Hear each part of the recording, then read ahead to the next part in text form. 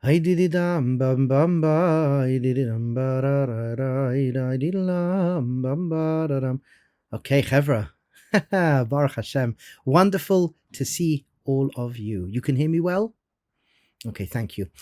Beseder, so this is our next installment, and it's really exciting. I'm very honored and humbled that you've turned up again, Chazde Hashem, and we're moving in a direction of trying to establish certain fundamentals and hopefully to share those fundamentals, not just to keep as knowledge.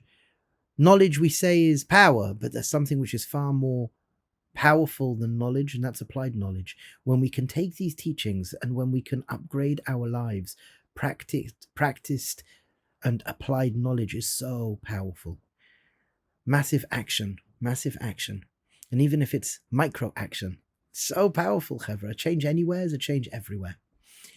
And we are far enough in where we can start just by calming ourselves. We can start by recognizing the gift of being here. And right now, as we start, just place your attention on your breath. Change your posture, sit up straight, put a smile on your face. Just become aware how magnificent it is you're here right now. And become more aligned. Yediya, Yud, Yashar. Yud is just become aware of your surroundings. Shian, Shmiya, just listen. And Reish, Re'iyah, just look around. And become present. And let's set our intention. A couple of good reasons why you are here. You could just think about that in your mind right now. Amazing. Fantastic. Keep the smiles on your face, and hopefully we will enjoy ourselves. And one thing that I think is really important is we are the ones that allow ourselves to become moved, to become impacted. It's up to us. Allow ourselves to become moved, allow ourselves to become impacted. Now, beautiful Chevra, where are we up to in our journey? So we started off a few weeks ago by asking what it is to live a fulfilled life, and to recognize we're not taught necessarily generally how to live fulfilled, how to live joyful. It's something that we need to discover for ourselves, and it's there for the taking. We spoke about how this world was created bari, bereshit bara, bara is bari.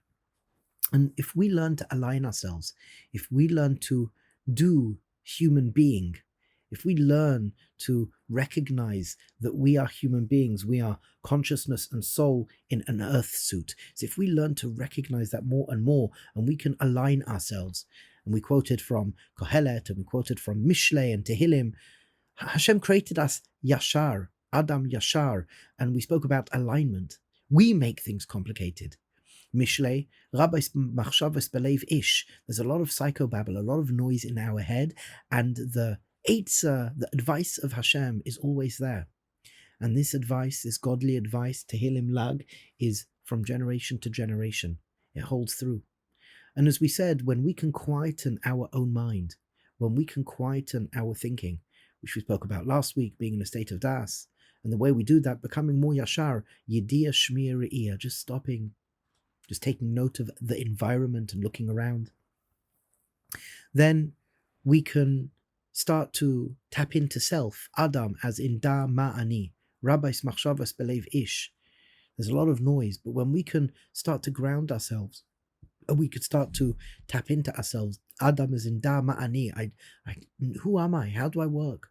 Which we spoke about, that there's consciousness, I'm das, I'm always relating to my thinking, feelings, and physical sensations in the present moment. My biography is not my destiny. If I become present and slow down, I can choose how I'm going to interact with reality in my next moment.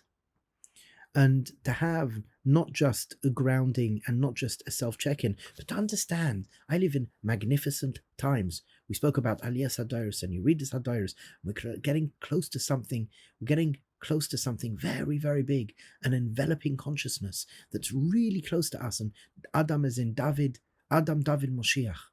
So we ground ourselves, get into a state of das, take a breath. What am I feeling in my body? What am I experiencing in my emotions?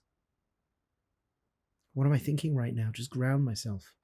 I do that check-in. And then I look around in my environment. How do I fit in reality as is? And then we moved in and we spoke about the unfolding of history, how history works. We spoke about B'derech Hashem, we spoke about Olam, Shana, and Nefesh, and we went in to speak a little bit about the reality of the common conversation of Yeridus Hadairos, but however, there's a conversation that's going to become more common, and that's Aliyas Hadairos. And we're doing well as individuals, we're doing well as a nation, and we're doing well as a human species. There's a lot of work to do. The moon has to catch up with the sun. Our emotional intelligence has to upgrade. It's ludicrous, it's crazy, it's nuts that there are still wars today and there's still famine. Shouldn't be. So Baruch Hashem, that's happening, that's working, it's building. And then we moved into architecture of the soul, that I'm a conscious being. I'm not from this world, so to speak, as we brought from the Baal Shem Tov Tzavas Rivash 6, that we are an alien. And consciousness comes down, soul and consciousness comes down into this highly advanced technology called the body. And in the body, which is our earth suit, there are 3 modes of experiencing physical sensations, emotions, and thoughts. And consciousness is the consistent awareness that's always there. It's silent and still, delicate, dak. And the more that I can learn to build a relationship with this earth suit, the analogy we gave is a horse and a horse rider. Who's in control? Who's in charge? Is the horse rider controlling the horse, or is the horse controlling the horse rider? And our wanting is we could become more conscious. We could become far further developed conscious beings, that I can have a good, healthy relationship with the horse and ride the horse. And what that looks like is that consciousness is the negotiator, and I want to live out the soul's message of higher beliefs, my higher wantings, my higher yearnings. And I want to get my horse on board so my horse can carry me to my destination, and it can be done. The more conscious I am, the more I'm self-aware, the more then I can actualize. So we spoke about how there is the architecture of the soul, the understanding of self. And we've spoken about how we live in a world and there's an unfolding history. And we live at a particular point in history, and we have our avodah, we have our work to do, my friends. Now, the question is, how do I start to bridge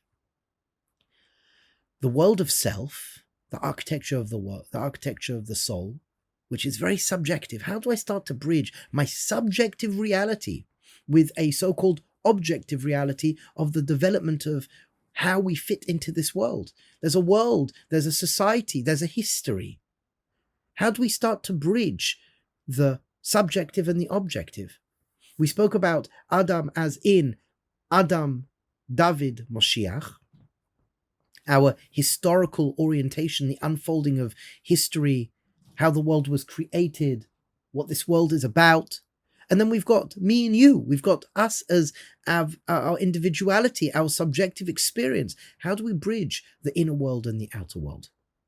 So we have something called the Arba Yesodot, the 4 fundamentals or the 4 major principles that we should place attention on in our life.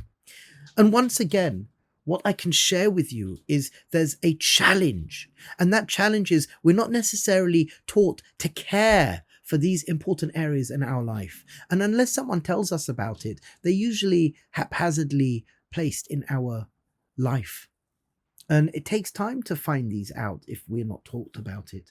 We pick them up, hopefully, and somehow we learn the basic principles to the best of our ability to really live out these areas in our life. The Arba Yesodot are these 4 fundamentals.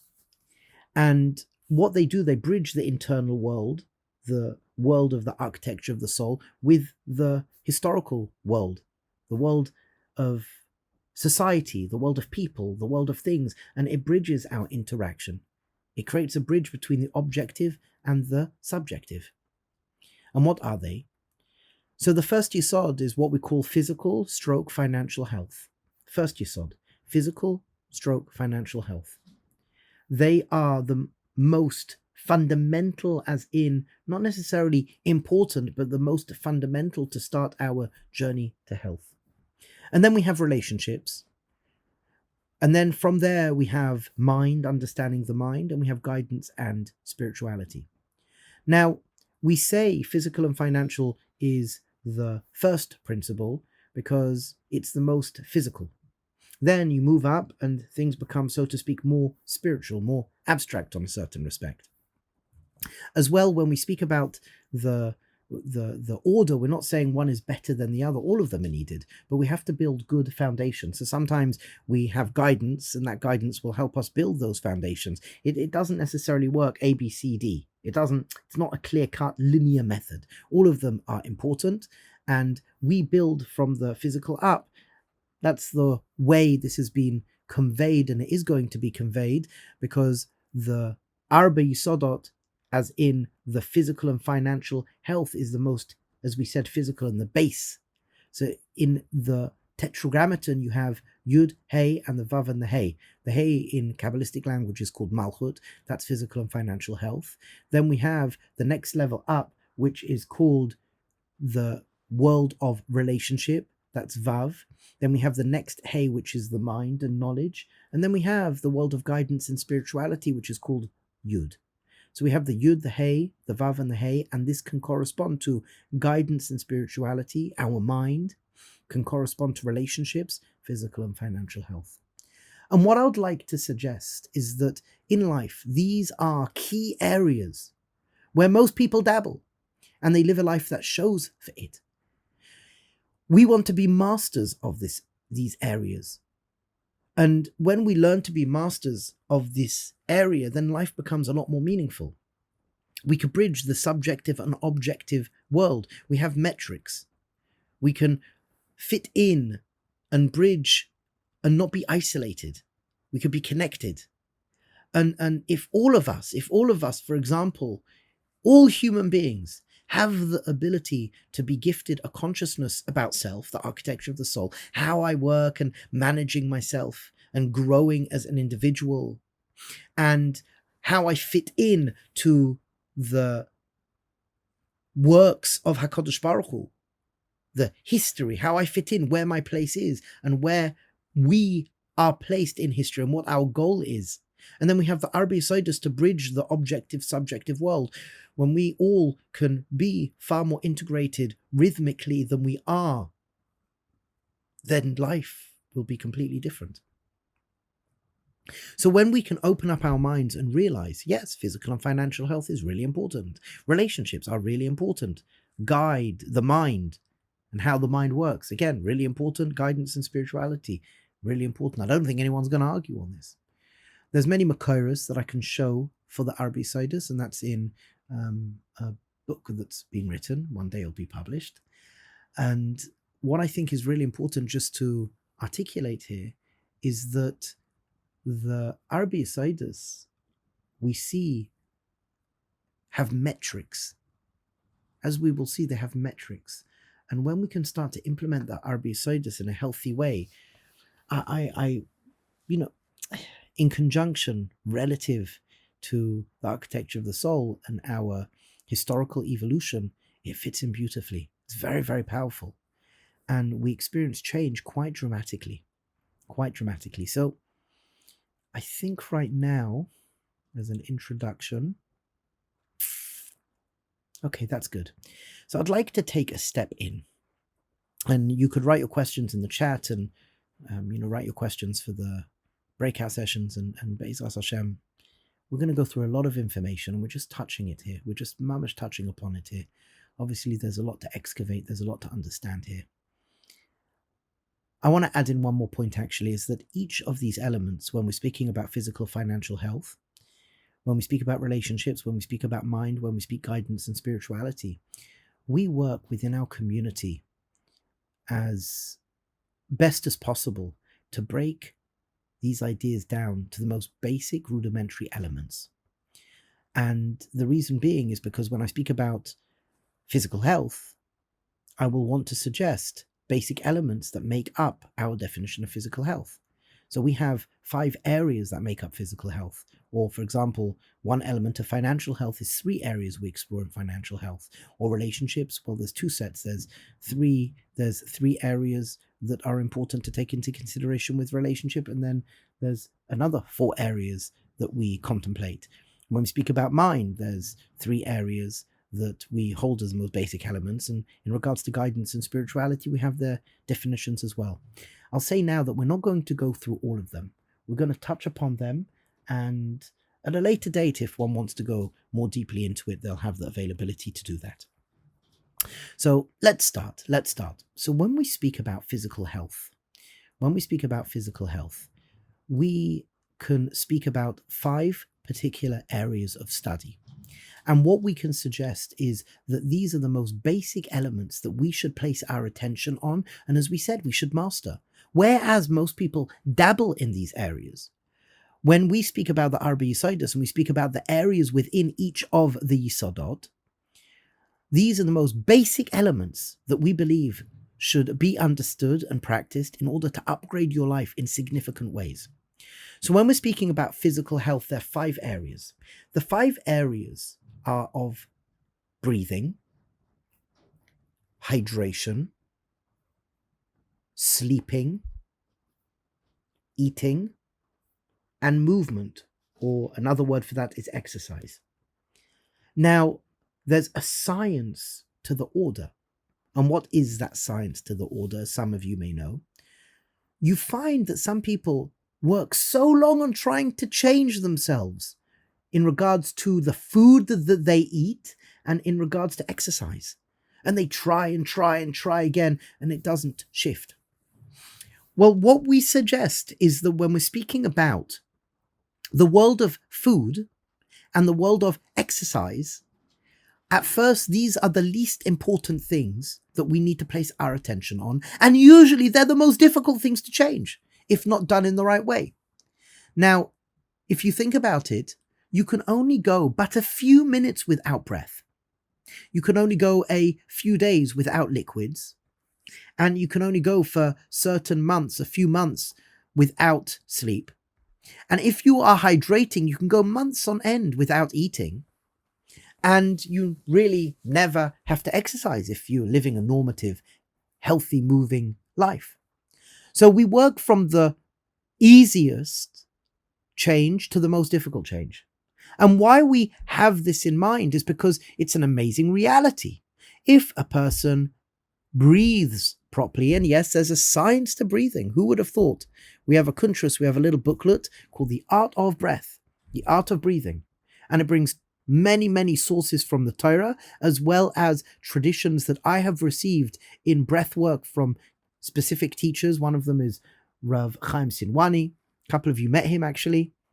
And you have, for example, Rabbi Yitzchak Isaac Shapira and a few other teachers where they had traditions going back to certain masters, spiritual masters, Hasidic masters. For example, you have Rabbi Chaim Sinwani learnt by a tzaddik called Rav Shlomo Zvila.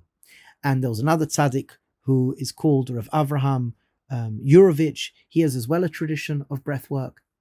And as well as scientifically proven breath work, other sort of breath work as well. And I've been researching this for several years already, and it's absolutely profound. So you have the breath, you change the breath, you change your biochemistry, you change your physiology, you change it's wild. It's wild. The science is absolutely profound. Breath work. Rabbi Singer would say that every character trait comes with a breath. When a person is depressed, they breathe a certain way. When a person is excited, they breathe a certain way. When a person is angry, they breathe a certain way. Breath and midot go exactly the same. He would say, when you open up a school, when you open up a cheder, teach the kids to breathe. Very powerful breath. Now, believe it or not, most people are oxygen deprived. Most people are oxygen deprived, and that's a whole story within itself. I would suggest, for example, just one exercise for breath right now is just sit up straight and place your attention on your breath and follow your breath in and follow your breath out. Follow your breath in and follow your breath out. This already will change you and change the way that you manifest drastically. That's the world of breath. Most people that walk around are chronically dehydrated, and the science is really stark. The science is very solid. When somebody is dehydrated, they function completely differently to when somebody is hydrated. When somebody is hydrated, their mood is better. When somebody is hydrated, they feel better, they look better, they act differently to when they are dehydrated. And drinking kapshutai in a simple way would be having 1.5 to 2 liters of clear, good liquid a day. And it could include a little bit of coffee or tea. But to have primarily water and to drink every single day, 1.5 to 2 liters. It's an amazing thing. I can tell you stories after story, just by breathing, changing breath and hydration. It's wild. I was working with a Rav in London, and they were much older. And what I got them to do was to breathe. We did some more intense breathing, deep breathing. This is what it looks like.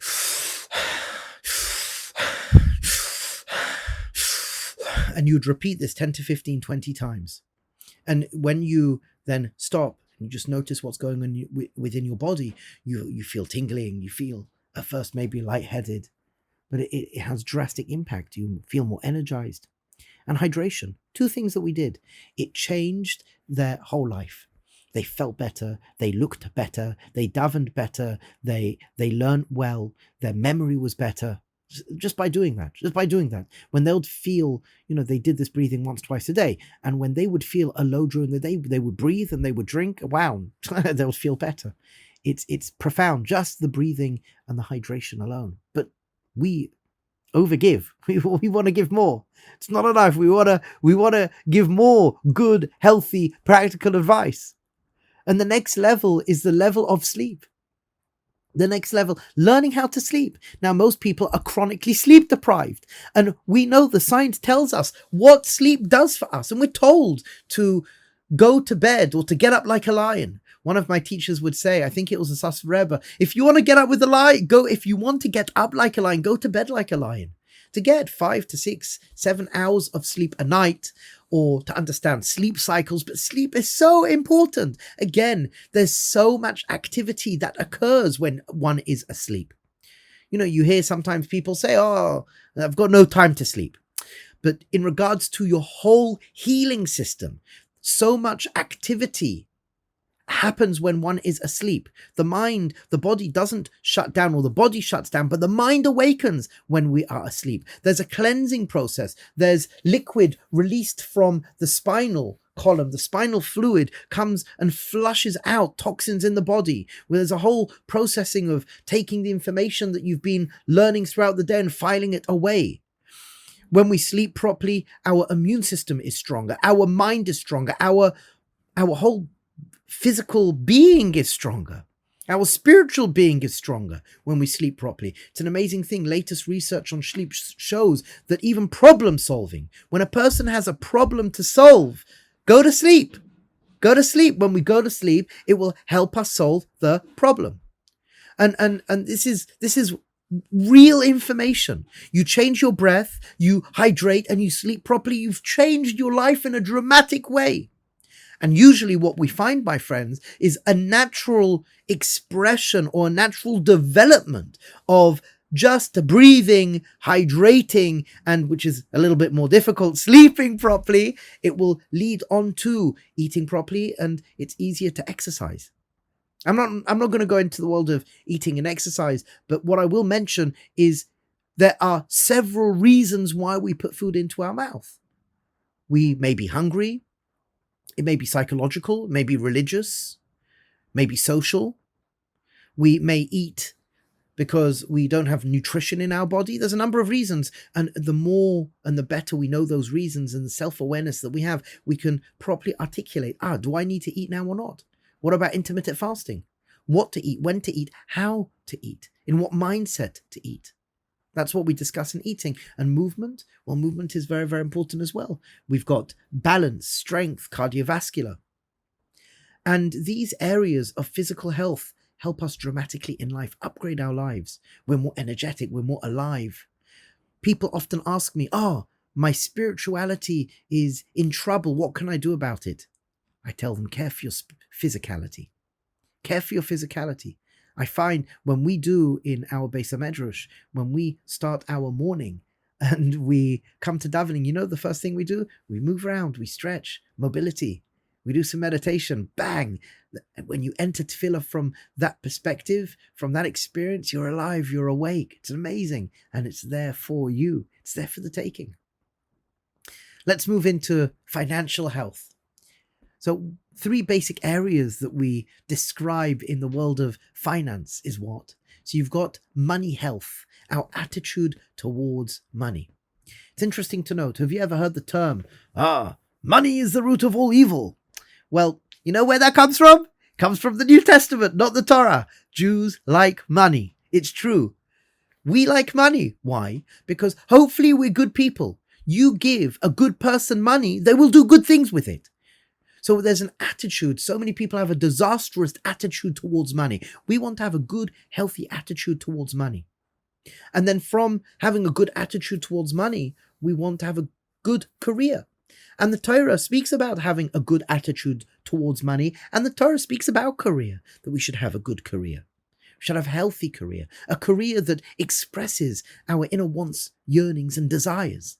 Career in Judaism, career in the world of Torah is very, very important. Some of you in Reshit and in Leiv HaTorah were in the classes that we gave, where we went in depth, showing all Chazal, Psukim, about financial health. There's one more area as well, and that's the area of a job. What do I do now? And how am I in my job? How am I earning money now? So there's these 3 areas. We've got finance, and we've got financial health, our attitude. We've got the world of career. Is that which I'm doing or building towards expressing my inner wanting of who and what I am? And you have the world of the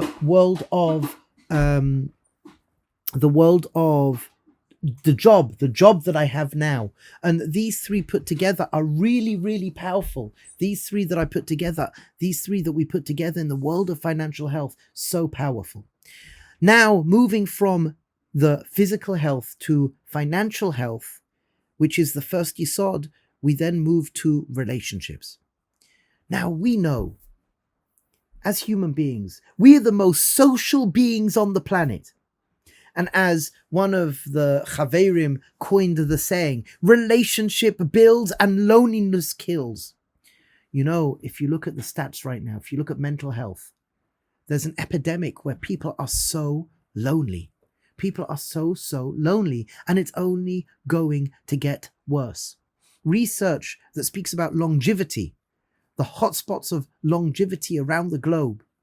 One thing that's noticed time and time again, there's even a research, it's still happening, from Harvard that speaks about longevity. One thing that they have seen is relationships are one of the key elements to longevity. Relationships, again, are a very deep-rooted Torah idea. Just as physical health, shomer nafshecha, and just as finance, we have all the laws to do with tzedakah and earning money and knowing how to use our money. So within Yiddishkeit, relationships, my friends, are so important.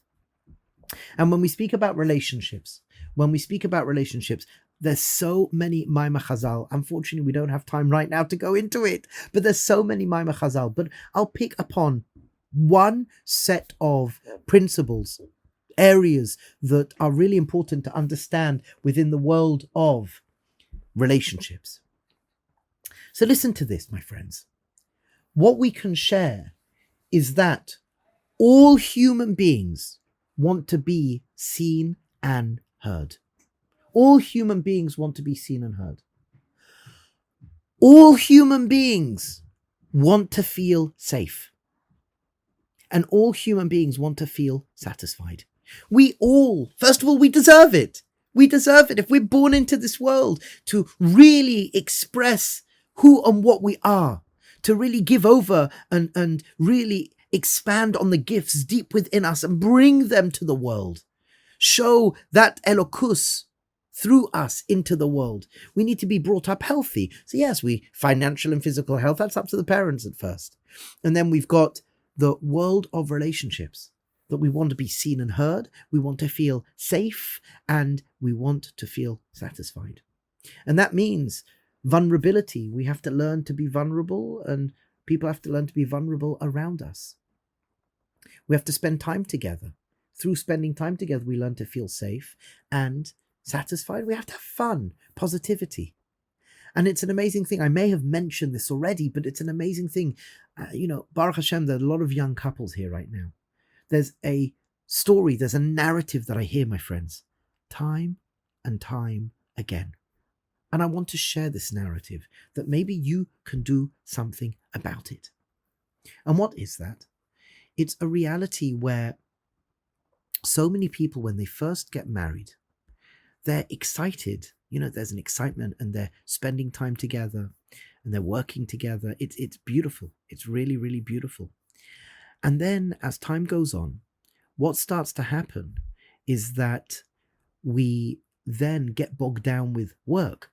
We get bogged down with work. And when we are getting bogged down with work, when we're getting sometimes overwhelmed with studying and work, usually the first thing that starts to go is that we don't spend adequate time with our loved ones. We don't spend adequate time with our loved ones. And when we don't spend adequate time with our loved ones, then, the relationship starts very, very much to decay. And it's really not easy. It is a challenge. I'm not saying it's not a challenge. It is a challenge that sometimes we lose out on relationship because, I've got work to do. And then the kids come along and we're in this, so to speak, circle of I have to pay the bills, and because I have to pay the bills, I can't spend time with you. And people spend longer and longer at work, and it's not so easy to balance. It's really an avodah to balance. And what we want to say is that then what happens, usually this is the first to go, is the fun and excitement of life decays. So what happens? We get married and we have fun and we spend time together and we work. But then as time goes on, the first thing is we stop having fun. We lessen our fun. And then after we lessen our fun, unfortunately, the matzav is usually then our relationships suffer. And we're just left with work. Now, what we want to do, we want to make sure that we can experience a healthy work ethic. We can have proper relationships at work, but we have to make sure that we build proper relationships with the ones around us. This is key. And we want to as well to make sure that we still have fun. We want to feel satisfied in relationship. We want to feel safe in relationship, and we want to be seen and heard. And it takes effort. And there's a science. And the science is not too difficult to understand whatsoever. The science is not difficult to understand. The science actually is straightforward. There are other principles as well, but I think ad kan, this is good for relationships. And from relationships, we move into the world of wisdom. And when we're speaking about the world of wisdom, we are speaking about a world that's very common to us. We're told that we are a wise people, as we know. Devarim, 4th chapter, 6th pasuk, a wise and discerning people. We are a great nation. And when we speak about wisdom, when we speak about the mind, there's a few different areas. First of all, what is the mind? How does the mind work? One thing that I always chuckle at, I wish I knew how to improve my memory when I was in school or when I was in yeshiva. We are expected to study. We're expected to bring in this information to our minds and have the ability to codify it. And then from the acquisition, the application of it, and then to use it creatively. But the reality is no one told me to do that. No one showed me how to do that. And it's an amazing reality that the Torah has a lot of wisdom. The Torah gives us a definition. This refers a little bit back to the architecture of the soul. But the Torah tells us, how to acquire information, how to apply that information, and to use that information, strategically, creatively. And that's part of who we are. That's where we get such a deep chiyus. When we could learn and we can acquire, when we can understand how to code it, and then we can recall that information and use it creatively, that's absolutely profound in the way that we live. You know, in our Chaburas, we have an Avodah, and this is such an important Avodah. You know, everybody, so to speak, has a book that's waiting to be written. Everybody has a book waiting to be written. Everyone could write a book. Everyone has wisdom. Everyone can develop skills. You know, there's a book, my friends, and some of you have heard this before, and some of you have actually taken this challenge up. But for some people, they think, it takes 100,000 hours, 1,000 hours to learn a new skill. It doesn't. It takes about 30 or 40 hours to learn a new skill. Really does. You can learn ukulele or the guitar in 1 month. You can even learn a basic language in 1 month. And we have 12 months. You can learn a new skill each and every month. And you give an hour a day to a particular skill, you can learn that skill quite adequately. The mind, when we're learning, when we're developing our mind, when we are filling our head with good information, changes the way we experience life. When we learn new skills, we develop a self-esteem, a confidence. We find what we like. We can express ourselves differently. It's wild. Absolutely wild. And it's there again for the taking. There's so much more to speak about with the mind, but I'm looking at the time. It's 36 minutes already. Bye. So let's move on to guidance and spirituality. Let's start off with a sentence. Any subject that was learnt, was passed down from generation to generation through apprenticeship. Any subject, anyone became a master of a subject, it was learnt through apprenticeship. Having a guide who has done the work, having a guide who already knows the map, can really change the way that you live. When you have somebody that can support you, care for you, encourage you, stretch you, somebody who will challenge you, somebody who knows you, that you can have somebody to be accountable to, and you meet once a week, once every other week, every month, it pushes you, it helps you grow. It's an amazing thing because the most successful people in the world all have coaches. And we're meant to have a Rebbe, Aseh Lecha Rav. Aseh Lecha Rav, we know that we have to have a Chaver as well, Chaverim. And to have mentorship is so important. You know, somebody who's walked that journey, somebody who's been on that journey. And when you have that, somebody who you can speak to, somebody who can push you, stretch you, support you, wow, you're growing.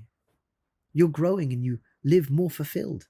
And that will, in fact, help tremendously your spirituality. What spirituality? We define spirituality as echad, that we are working on becoming more shalem as being a spiritual being having a physical experience. That's a question that we ask. Are we a spiritual being having a physical experience or a physical being having a spiritual experience? And what's the difference?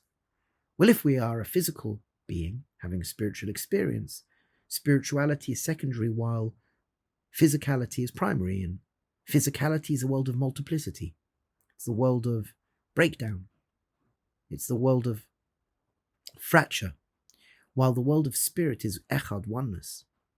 And what's the difference? Well, if we are a spiritual being having a physical experience, so my primary should be the spirit, and secondary is the physical. And how that manifests in living life is that I ask myself, is that which I'm about to do going to birth more unity, more integration, more union in the world or not?